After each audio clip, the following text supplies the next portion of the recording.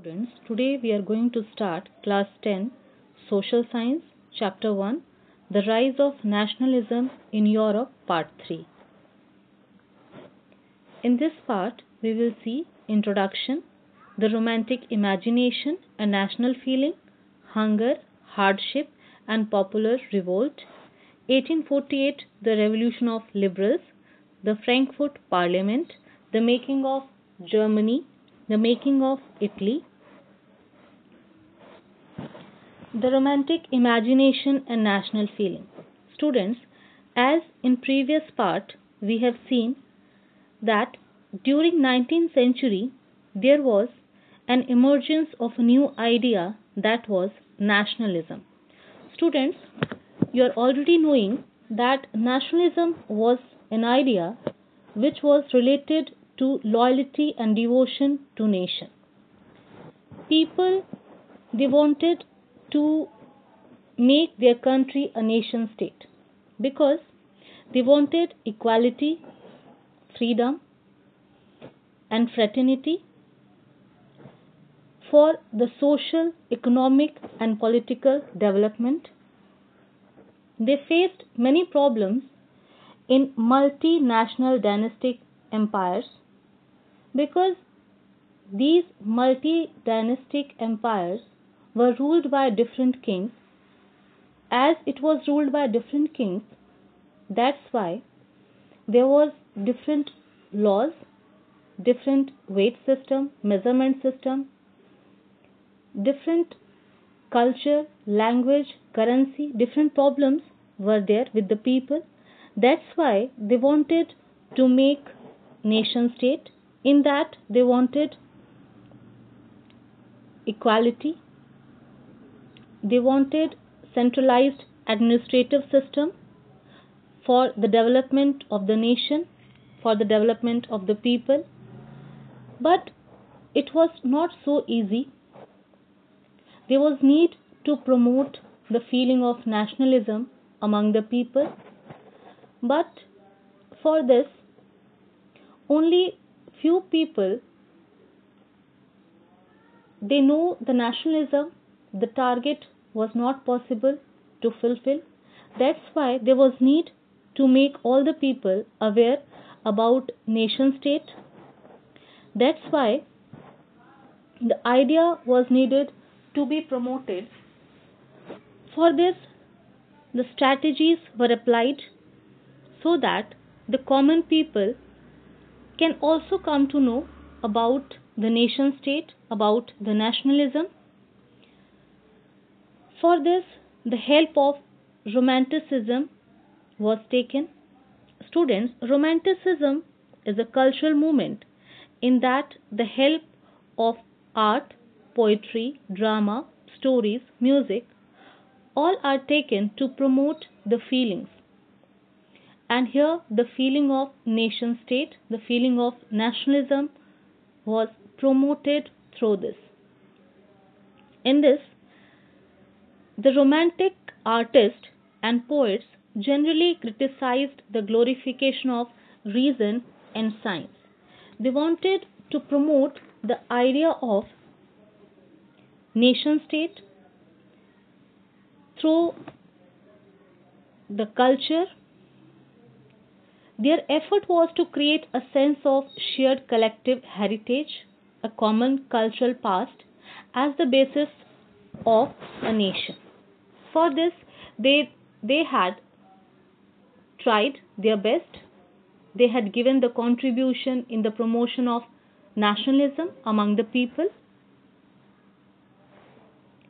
The role of Romanticism and national feeling in nation building. The other philosophers in different countries also played a vital role in this. A very prominent name is there, that is a romantic that was German philosopher John Gottfried Herder claimed that true German culture was to be discovered among the people, that was Das Volk in German language. Common people were known as Das Volk in German language. It was through folk songs, poetry, and folk dances that the true spirit of the nation was called Vogist in German language, was popularized. So there was need to collect and record these forms of folk culture was essential to the project of nation building. There was focus on vernacular languages also. These languages and collection of local folklore was not just to recover an ancient national spirit but also to carry the modern nationalist message to large audiences who were mostly illiterate. Students, a major part of the population of Europe was illiterate, and without the encouragement of them for the nationalist idea, the nation state was not possible to be made. That's why there was need to make them familiar with the idea of nationalism, as they were not able to read and write. So there was need to make them aware about this idea in their own languages. The promotion was needed to be done in their own languages so that it will be easy for them to understand in their folk tales, in their own culture. In this, the Grimm brothers played a vital role. Both of them studied law. They went village to village talking to people and writing down fairy tales which were handed down through the generations. Along with these strategies, Karol Kasprinsky celebrated the national struggle through his operas and music, turning folk dances like the Polonaise and Mazurka into a nationalist symbol. So other forms of cultural movement was also applied in the promotion of nationalist sentiment. Students, not only these things, language too played an important role in developing nationalist sentiments. Language also played a vital role in the promotion of these ideas. Here, after Russian occupation, the Polish language was forced out of schools and the Russian language was imposed everywhere. As Poland was under Russia, it was occupied by Russia. That's why Russia wanted to impose its Russian language on Polish people. Forcefully, it was imposed on them. In 1831, an armed rebellion against Russian rule took place, which was ultimately crushed. Following this, many members of the clergy in Poland began to use language as a weapon of national resistance. Polish was used for church gatherings and all religious instructions. As a result, a large number of priests and bishops were put in jail or to sent to Siberia by the Russian authorities as punishment for their refusal to preach in Russian language. So, students, we have seen how the language was used for the protest. The use of Polish came to be seen as a symbol of the struggle against Russian dominance. It became a weapon in the hands of Polish people. Hunger, hardship, and popular revolt.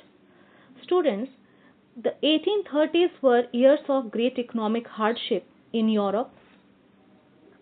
The first half of the 19th century saw an enormous increase in population all over Europe. As population was increasing, there was demand for the jobs. To get the jobs, people they started migrating to towns. Towns became overcrowded. People they started living in slums.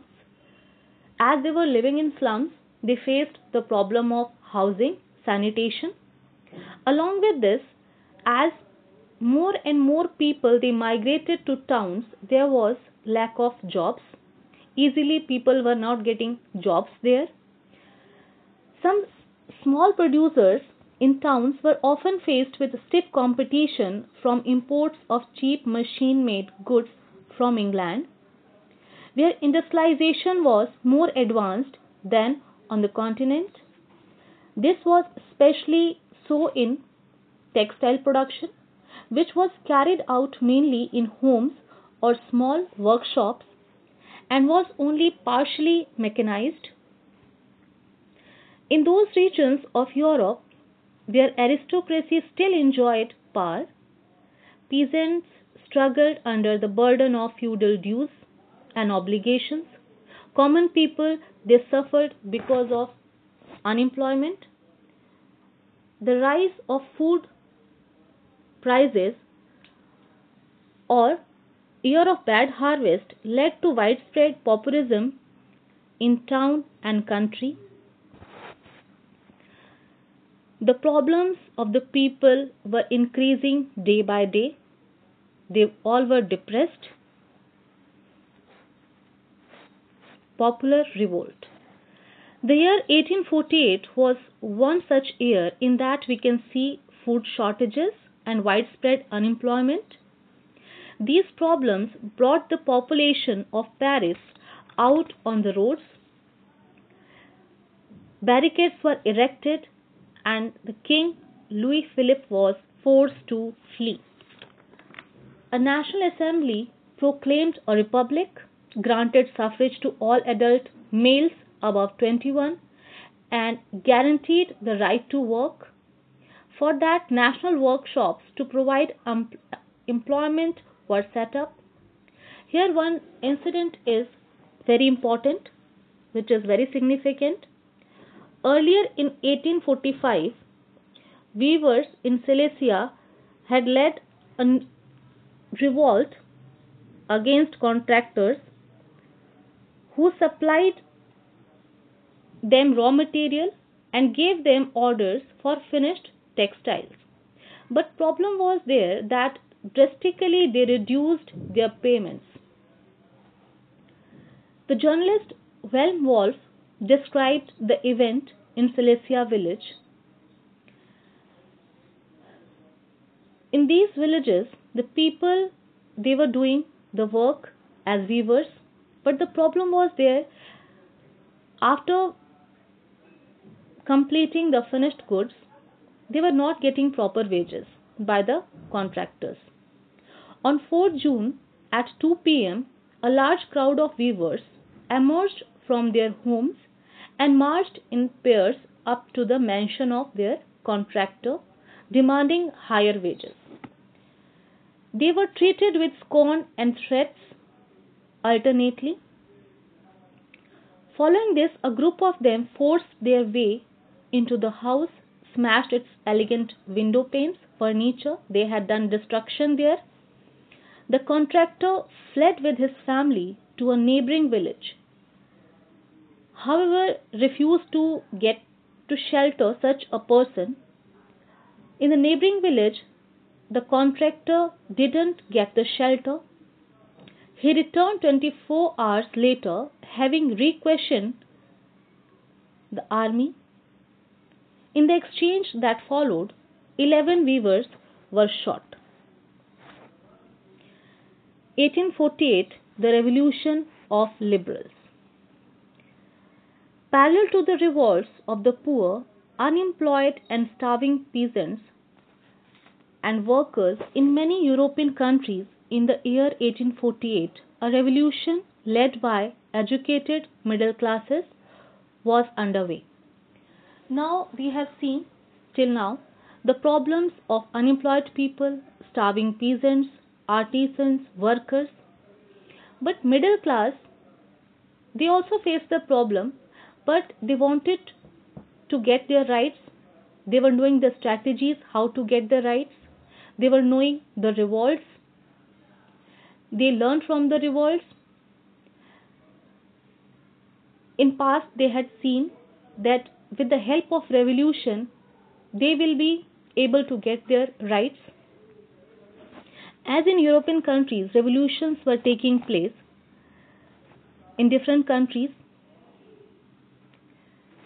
Events of February 1848 in France had brought about the abdication of the monarch, and a republic based on universal male suffrage had been proclaimed. People, they wanted the abdication of monarch, they wanted constitution, liberty, equality. In other parts of Europe where independent nation states did not exist, such as Germany, Italy, Poland, the Austro-Hungarian Empire, men and women of the liberal middle classes combined their demands for constitutionalism,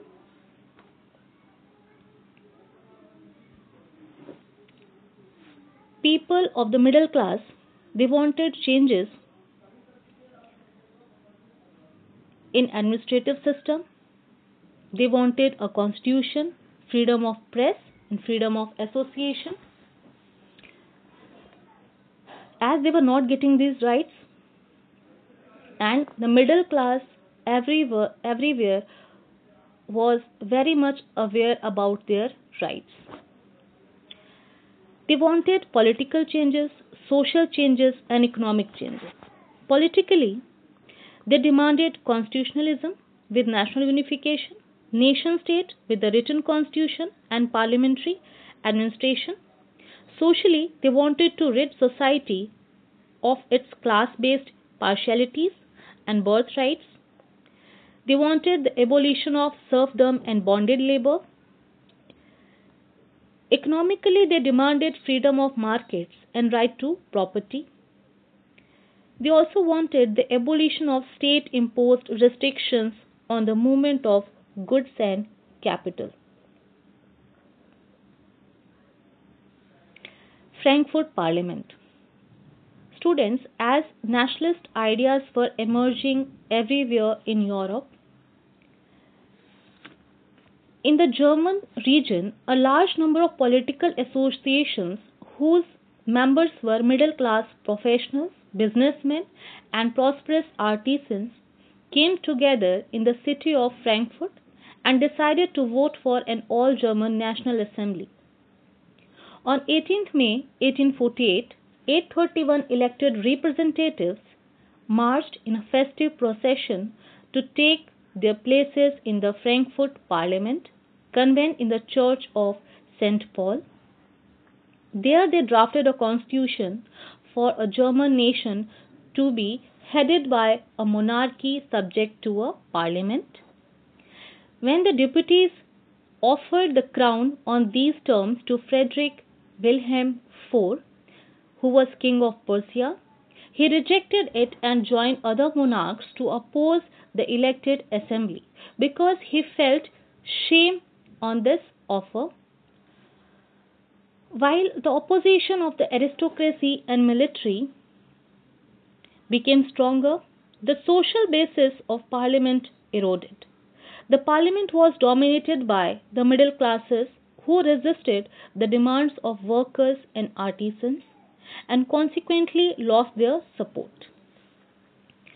In the end, troops were called in and assembly was forced to disband.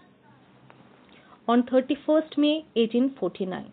Students, now we will see the role of women in the revolution, in the liberal revolution. As in ancient time, we have seen that women, they were not getting the political rights. Society was not ready to give them the rights in politics.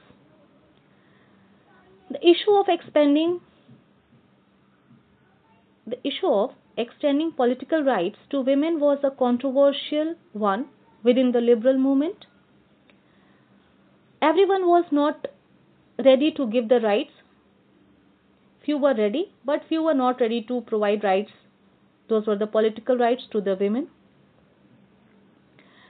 Women in large numbers, they had participated actively over the years, As they were not getting their rights, they started forming their own associations. Those are political associations. They founded newspapers and taken part in the political meetings and demonstrations. Despite this, they were denied suffrage rights. Suffrage right is a political right. During the election of the assembly, when the Frankfurt Parliament convened in the Church of St. Paul, women were admitted only as observers to stand in the visitors' gallery. Students, they were only the observers. They not got any right to participate in the formation of the parliament.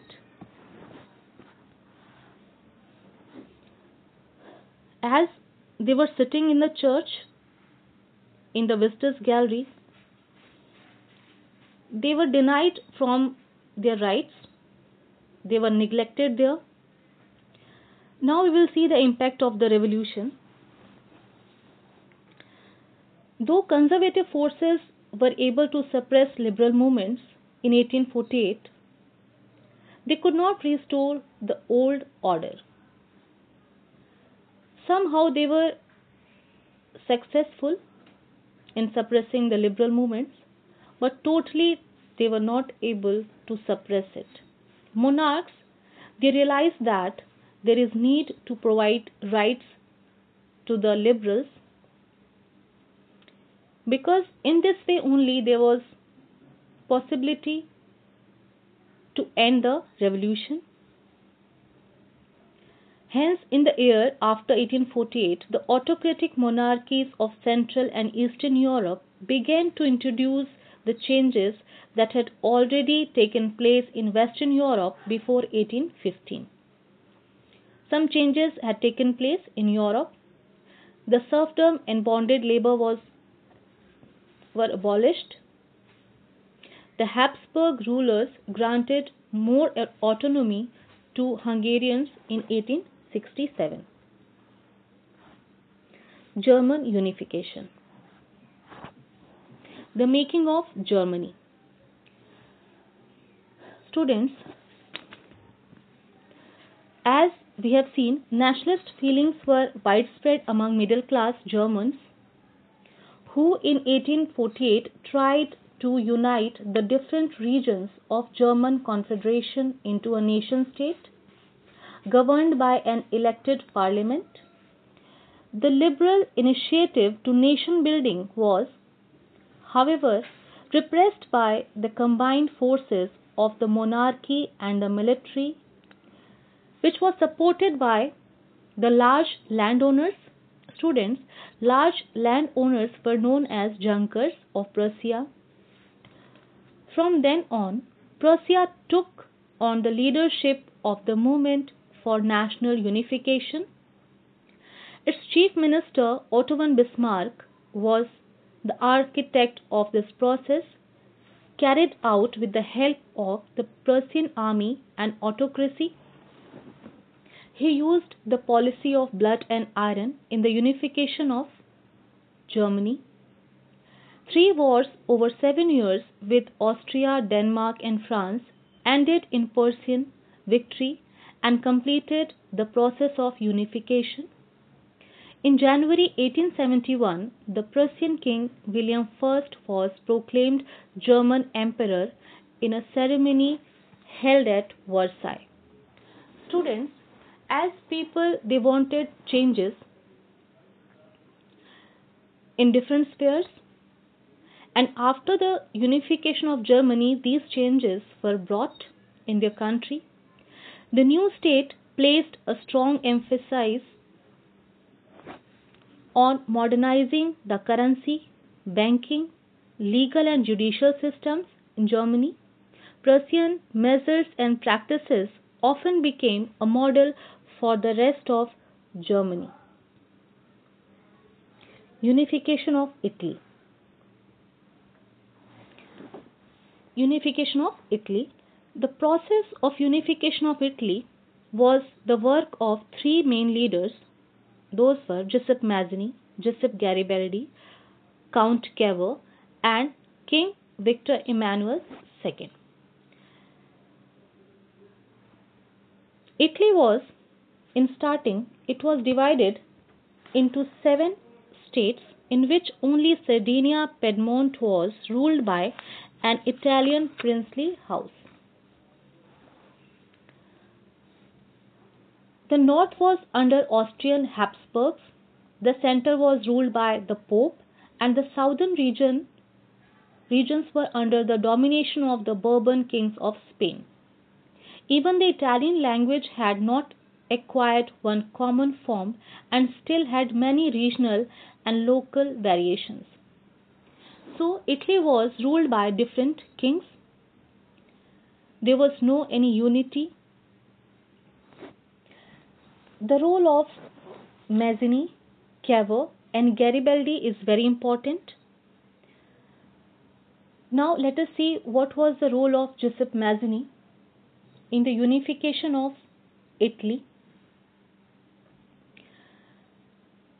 Mazzini, during the 1830s, Giuseppe Mazzini had sought to put together a coherent program for a unitary Italian republic. He had also formed a secret society called Young Italy to fulfill his goal.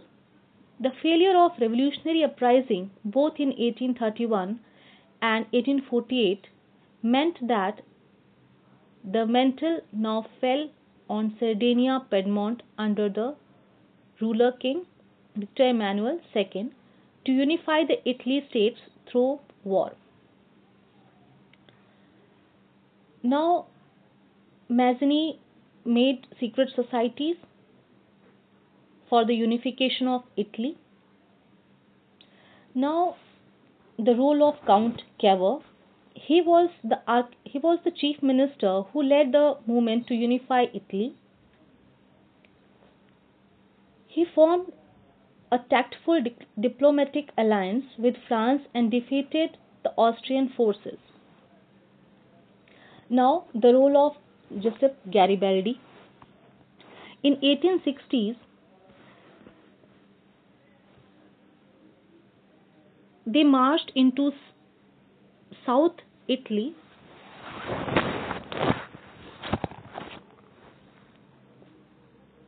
and the kingdom of the Two Sicilies and succeeded in winning the support of the local peasants in order to drive out Spanish rulers.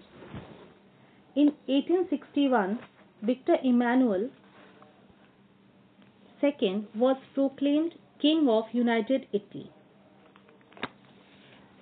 However, much of the Italian population, among whom rates of illiteracy were very high, the peasant masses who had supported Garibaldi in southern Italy had never heard of Italia and believed that La Talia was Victor Emmanuel's wife. In this way, in 1861, finally, Italy was unified.